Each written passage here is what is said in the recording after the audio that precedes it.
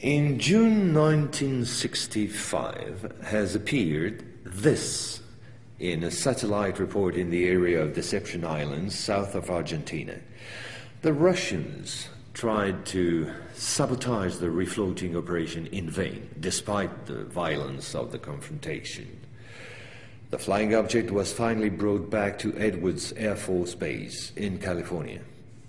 And 10 years later, the first anti-gravitational drone using magneto-hydrodynamic propulsion, or MHD, made its debut test flight in the desert around Edwards Air Force Base, where a number of prototypes came into being.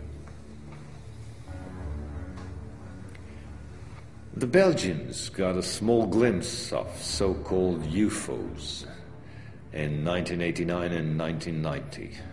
The incriminating model was a triangular-shaped Astra TR-3B or XR-7, capable of flying in total silence at more than Mach 10.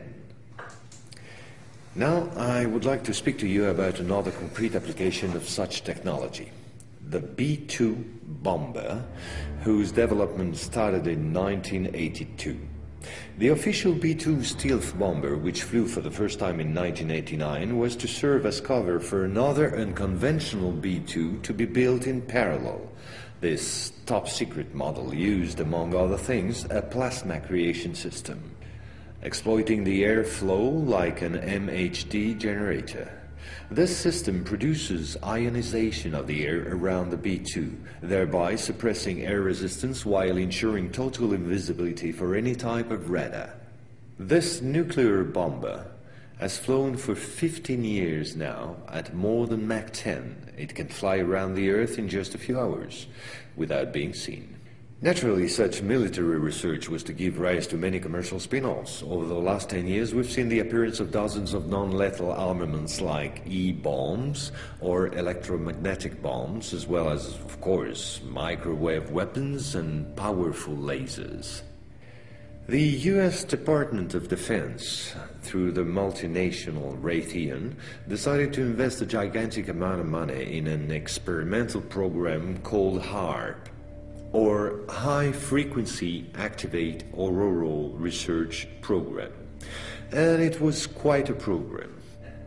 Officially, the base in Alaska studies the ionosphere. In truth, the real possibilities of the installation are enormous. Climate manipulations,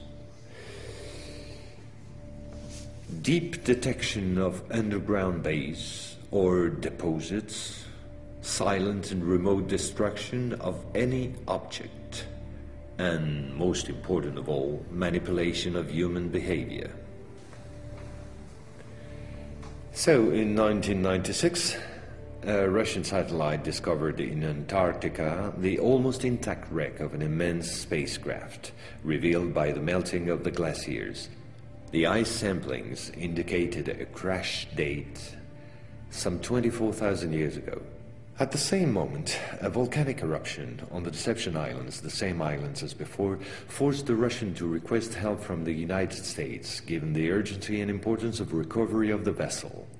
In the end, they suddenly dropped it all and evacuated the zone in panic. The device was finally destroyed by the Russians, extremely upset by the situation, which was no longer working to their advantage. No country will have such opportunity again. And this foolish action, as bad losers on the part of the Russians, was only to reinforce the position of the Americans as regards extraterrestrials. If this account seems somewhat long despite my efforts to simplify, it was absolutely necessary to get to the subject I mentioned previously. The plot known as the Orion Conspiracy. Our research group is convinced that UFOs constructed by the Americans or the Russians will be used to support an hoax attack on the Earth of extraterrestrial origin. The media taking care of the rest, of course. The reason? Once the threat of international terrorism has dissipated, the war economies of the major powers, with the United States at the head of the pack, will need a new enemy in order to still prosper. war on Earth will be replaced by space war against an enemy from beyond. So then, gentlemen, I thank you. A complete report will be handed to you at the exit. As for me, I'll see you again soon for a second update on a quite different subject. Gentlemen.